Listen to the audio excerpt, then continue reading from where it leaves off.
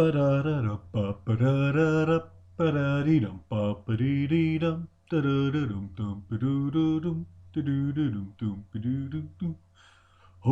to me, don't let me go.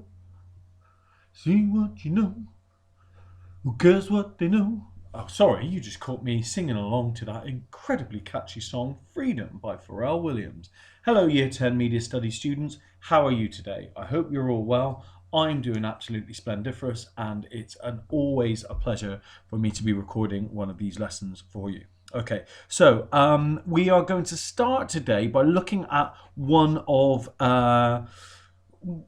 the key concepts that I think that we're going to have to be looking at when we're looking at this video, the Pharrell Williams Freedom video, but also when you're looking at anything really with great analysis, whether that's in English, whether that's in media studies, and it's juxtaposition. Okay, now you guys might have heard this term in English, you might have heard me use it in media studies, but the question is, what does this term mean? Well, this term means very basically, oh, bear with me one second.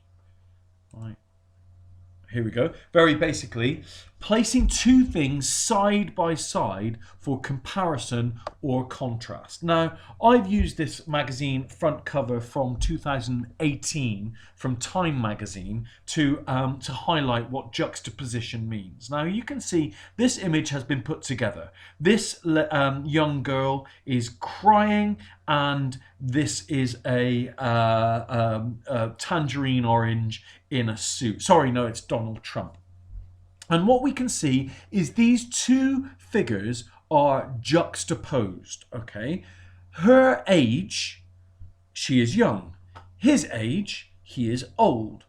Her costume code, it is casual.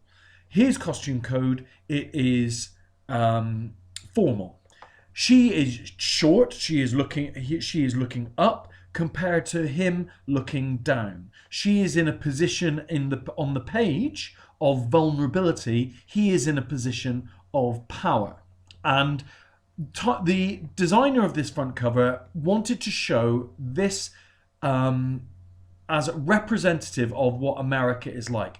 Small people, short, powerless people up against the power of the United States government, the power of the Donald Trump government.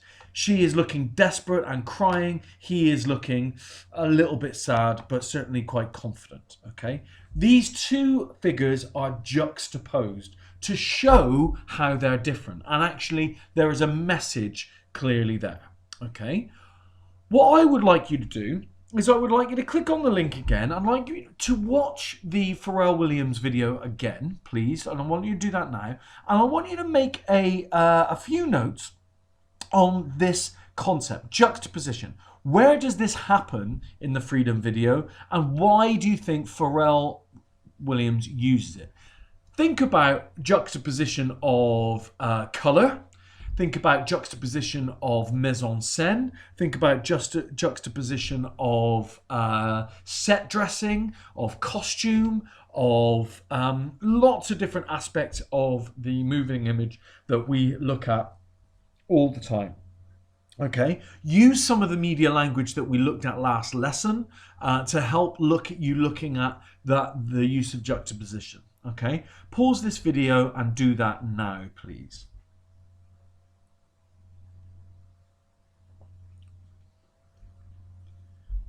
Okay, excellent.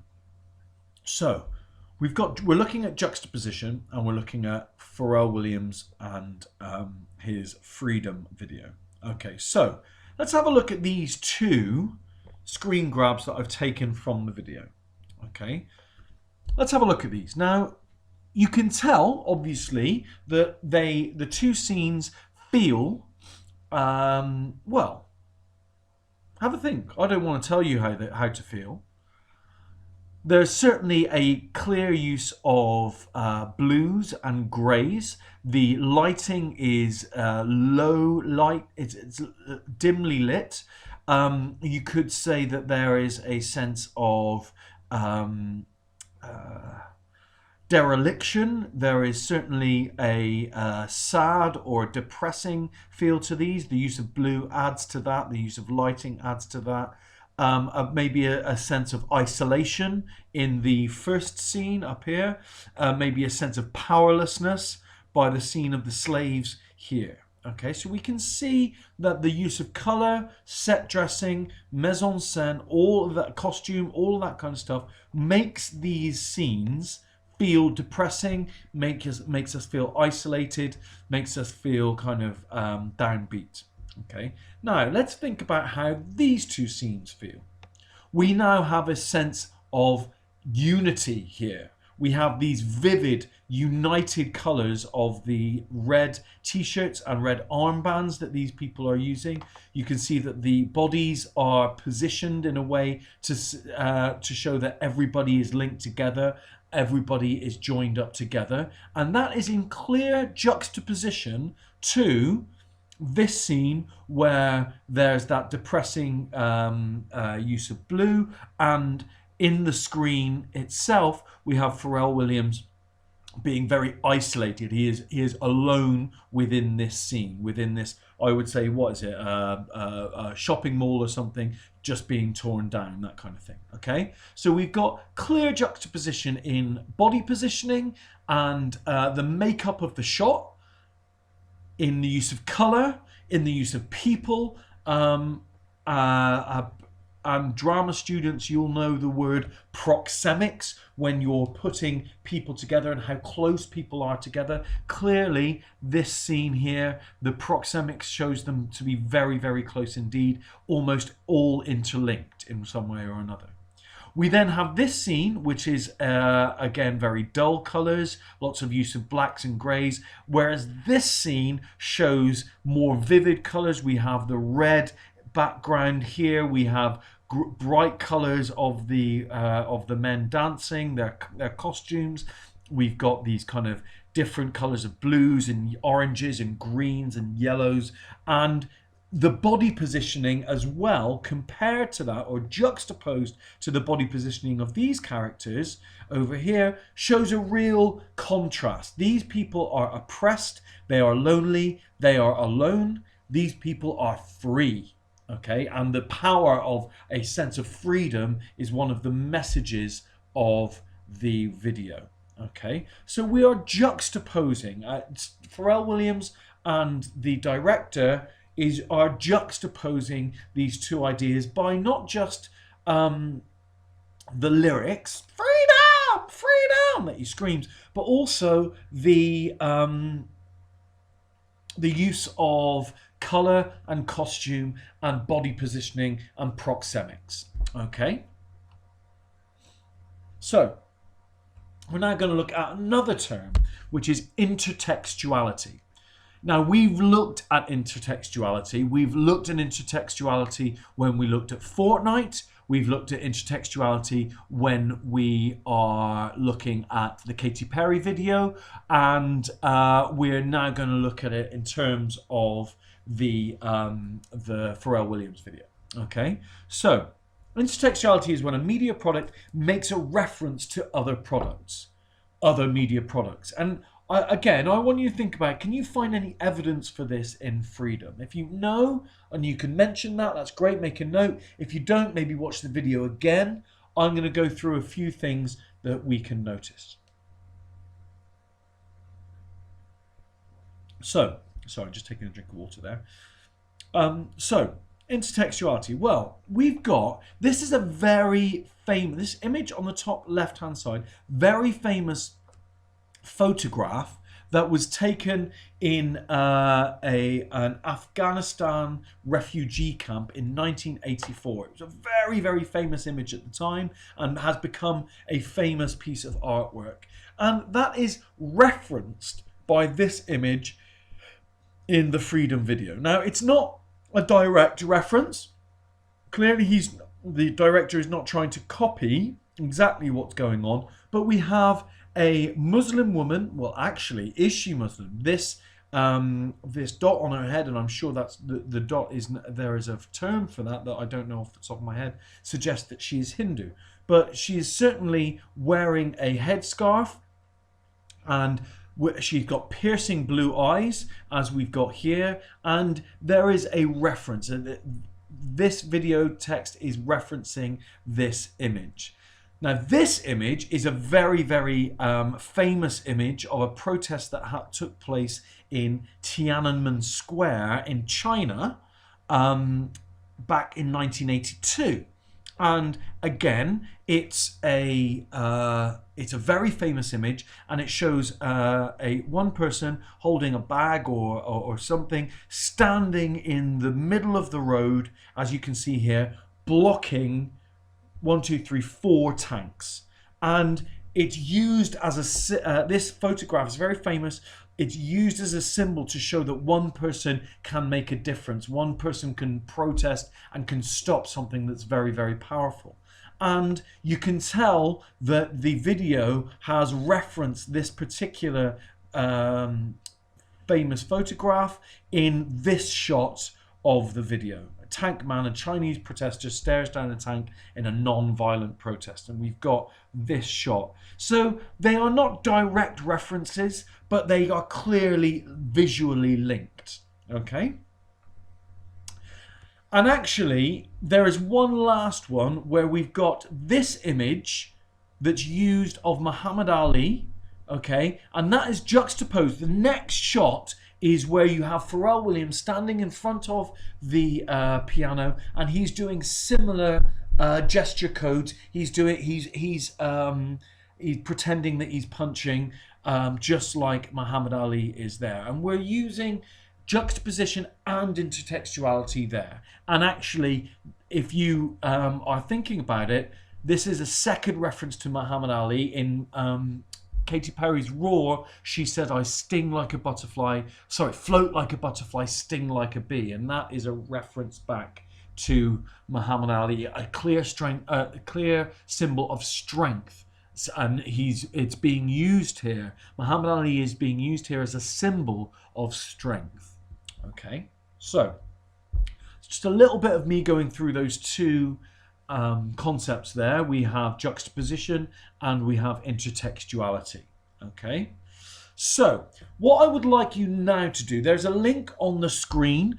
There will be a link on the Show My Homework as well, to a behind the scenes video. Okay, and it's basically a couple of interviews with Pharrell Williams and with the director, and some behind the scenes footage of the making of the video. I would like you to watch the behind the scenes video and answer these following questions in full sentences, please. What was the initial inspiration for the song? What is the name of the director of the video? And what was the most memorable scene for Pharrell?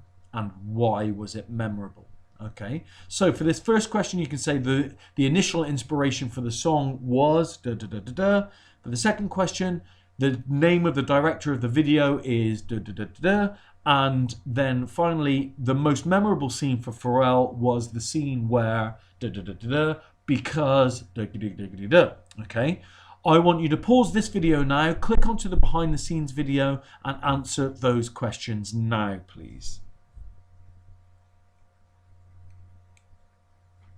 Okay, so you should be ready to move on. We are now going to look at an exam style question. And actually, this exam style question is going to use the learning that we did in the last lesson. So lesson 7, looking at media language. If you haven't done that lesson, you haven't looked at it, I suggest you go back and you do that now. Okay, just so that you can you are able to answer this question. It will really help you to answer this question. Okay, so the exam style question that we are looking at now is explain how the video uses mise en scène effectively to convey the message of freedom. Explain how the video uses mise en scène effectively to convey the message of freedom. So what I want you to do when you're answering these questions is thinking about all of the different aspects of mise en scène that we looked at last lesson. Remember those 4 aspects. You've got set dressing, you've got props, you've got costume, and you've got hair and makeup. Okay? All of those things add up. And if you think about what I've done, what I've talked about today, when I was talking about the juxtaposition of the mise en scène, that will help you as well. Okay, so the mark scheme looks like this. This is a 12-mark question. So this requires you, I would say, to answer using probably about 2 or 3 analytical paragraphs.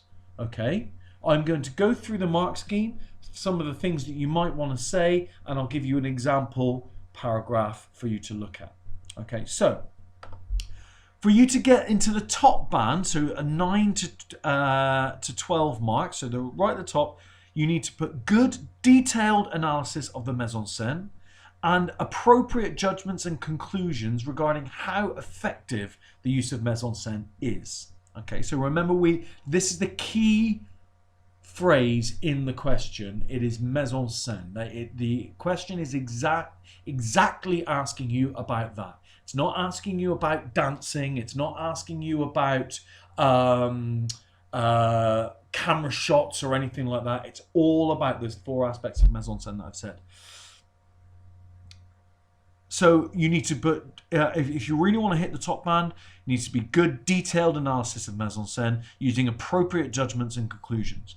If you want to hit the middle band, you need to give a satisfactory analysis of mise en scène, make generally appropriate judgments and conclusions regarding the effective use of mise en scène, and I don't think anybody in the class really would like to get 1 to 4 marks out of 12. If you're just writing basic stuff, then that's what you would be getting. Okay, so we want to avoid that if we can. Probably try and push for giving an analysis and appropriate judgments and conclusions about the effective use of mise en scène. And then maybe if we're really pushing it, we're going to add detail to analysis and appropriate judgments and conclusions. Right, so what kind of things could you write about? And this is what teachers like to call indicative content. Okay, so what can you write about? Well, you can write about how there's a mixture of settings, some positive and joyful, some oppressive and sad and empty, to show the mixture in the world, those with freedom and those without. You could write about how Pharrell maintains a consistent costume throughout in order to make it easy to follow him. Neutral colours allow us to focus on the issues shown. Okay? The colour clearly shows difference between free scenes and those which are oppressed. There's grey colours are used more often in the slavery style scenes. Sunlight and more greens or natural colouring is used to have connotations of happiness and freedom.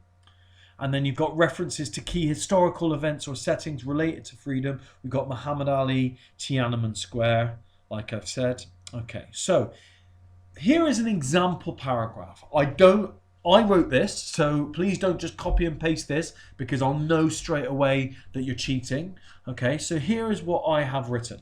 And I would say that I have aimed for this paragraph to be maybe not top. I wouldn't say it's a 12-mark answer because it's only 1 paragraph. But I would say that if I saw 3 paragraphs of this quality, it would certainly get 10, 11 or 12 marks out of 12. Okay, so it's up there for a band 1. So let's have a look at this example paragraph I've written. Elements of location, dressing and costume are used in this video to communicate the ideas of oppression. In particular, the scene dressing in the rock quarry has the same colour palette as Williams's costume. These pastel blues and greys have connotations of dullness and oppression, which clearly link to the theme and tone of the oppression of the slaves in the scene.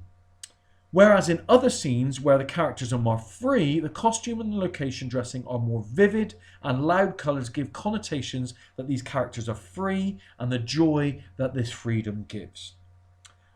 Actually, I'm thinking this probably would be about 9 or 10 if there were three of the same quality, because I've given specific references here, looking at the rock quarry, having the same colour palette as Williams's costume, but I think I should reference more specifically costume and location in more vivid and loud colours. So I would say possibly where we see the young men dancing in the street might be an extra point to make it more specific.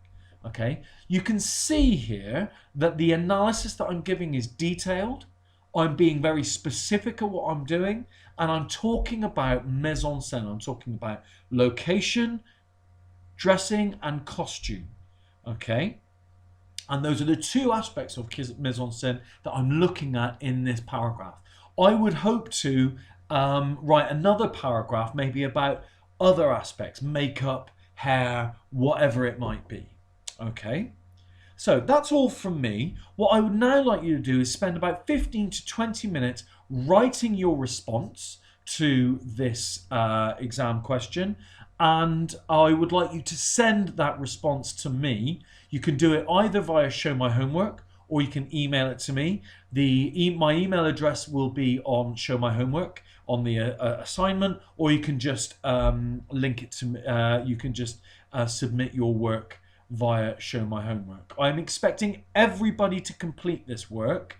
Even if you're not confident, I want you to try and complete something so that I can see what you're doing and what you've done.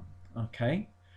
I hope you're all well. I hope that you are staying safe. I hope that you're enjoying some of the lessons that you're having in class. And I have scheduled our Zoom lessons on for certain dates that are on the spreadsheet that has been sent round by the school. I think, bear with me just one second, I'm going to look at my calendar to tell you when they are. Okay, they will be the Friday the 3rd of July and Friday the 10th of July. And in those Zoom lessons, sorry, Teams lessons. It's not Zoom. I'm not doing it on Zoom. I'm doing it on Teams. In those Teams lessons, I'm going to be starting to look at your coursework. Okay, I'm going to be starting to look at coursework and introducing what you guys are going to be doing and what you will need to do over the summer to prepare for your coursework. So it is very, very important that you all attend those Teams meetings so that you've got all that information. Okay. See you all very soon, I hope. And bye-bye for now. Cheerio.